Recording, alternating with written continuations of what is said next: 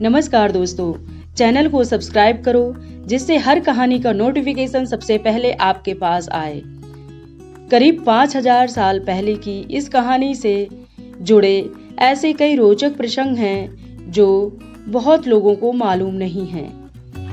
इसी में से एक है सबसे बड़े पांडुपुत्र युधिष्ठिर का, जिसने अपनी ही माता कुंती को श्राप देने का प्रसंग है, जिसके बारे में मैं आपको बताने जा रही हूँ। कौरवों और पांडवों के बीच हुए महाभारत के युद्ध से जुड़ी कई ऐसी कहानियाँ हैं जो अपने आप में दिलचस्प और हैरान करने वाली हैं। मान्यताओं के अनुसार महाभारत का युद्ध 18 दिनों तक लड़ा गया और इसमें हजारों महारथी और सैनिकों की जान गई। पांडवों ने युद्ध जरूर जीत लिया, लेकिन इसके बावजूद वे खुश नहीं थे। इसका कारण ये था कि इस युद्ध में पांडवों के कई नाते रिश्तेदार समेत बड़ी संख्या में लोग मारे गए। यहाँ तक कि पांडवों के गुरु द्रोणाचार्य, भीष्म पितामह जैसे दिग्गज भी उनका साथ छोड़ गए।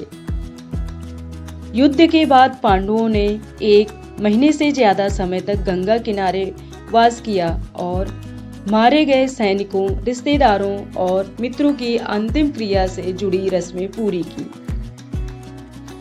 ये व्याख्या महाभारत युद्ध के दौरान का है, जब आमतौर पर धर्म और शांति की बात करने वाले पांडु के सबसे बड़े पुत्र युधिष्ठिर अपना धैर्य गंवा बैठे और कुरुक्षेत्र में युद्ध के मैदान पर ही अपनी मां कुंती समेत पूरी स्त्री जाति को श्राप दे डाला।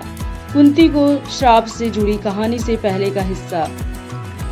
गुरु द्रोणाचार्य के वीर गति प्राप्त होने के बाद दुर्योधन अपने मित्र कर्ण को कौरव सेना का सेनापति बना चुका था।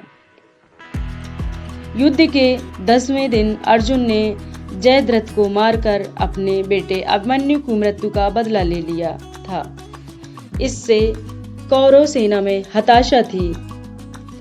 वहीं दूसरी ओर भीम के बेटे घटोत्कच ने भी कौरव सेना में कोहराम मचा दिया था। हालत ये हो गई थी कि हर ओर कौरव सैनिक मारे जा रहे थे। कौरव घटोत्कच को मारने की तरकीब खोज रहे थे। ऐसे में सभी को कर्ण का ख्याल आया। कर्ण के पास भगवान इंद्र का दिया ऐसा दिव्य बाण था जिससे घटोत्कच को मारा जा सकता था। हालांकि कर्ण ने इस अर्जुन के साथ युद्ध के लिए बचा रखा था।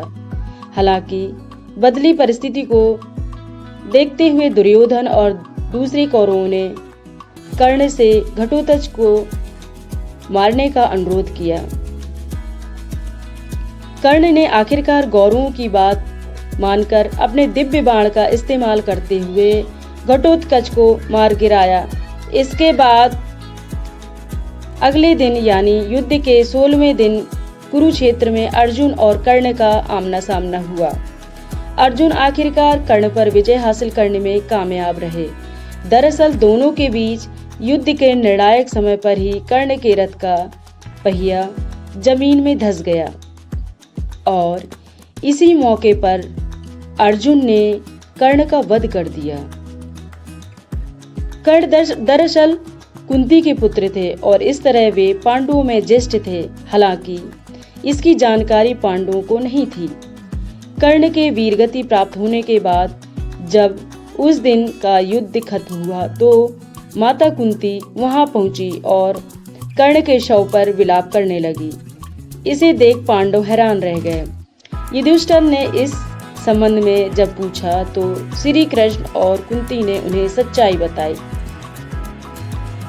कुंती ने बताया कि कर्ण उनके पुत्र हैं और ऐसे में सभी पांडव भाइयों में सबसे बड़े हुए। युधिष्ठिर ऐसा सुनते ही अपना आपा खो बैठे। वे इस बात से नाराज थे कि कर्ण के पांडव भाई होने की बात क्यों छिपाई गई। अपने ही बड़े भाई की हत्या की बात सुन सभी पांडव हैरान थे।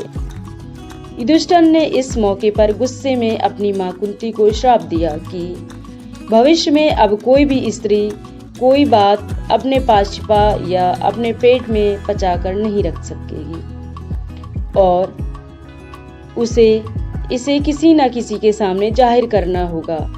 दोस्तों, ये सिर्फ एक पौराणिक कथा है जिसकी सत्यता पर विश्वास करना या नहीं आप सभी तय करें।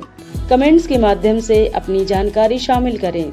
यदि चैनल पर नए हो तो चैनल को सब्सक्राइब करो और हाँ, कहानी को लाइक व शेयर करो। धन्यवाद।